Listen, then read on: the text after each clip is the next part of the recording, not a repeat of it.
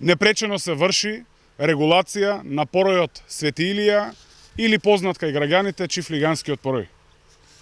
Покрај уредувањето на поројот, во рамките на овој проект ќе бидат изведени 2 сообраќајници со булеварско решение паралелни овде со поројот.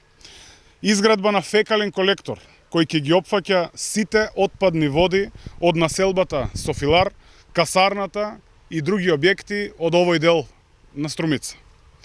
Всушност станува збор за огромен капитален проект за изградба на нов булевар 23 октомври, кој е согласно генералниот урбанистички план.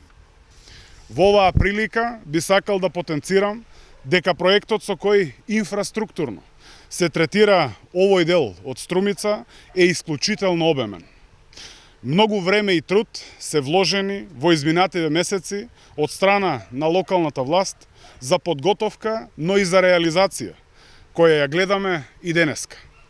Ова е исклучително значаен зафат за сите во Струмица, затоа што ќе го поврзе старото и новото јадро на градот, со што ќе се олесни и поедностави сообраќајното движење и истовремено ќе обезбеди поквалитетни услови за живот на граѓаните кои живеат овде во овој дел од нашиот град.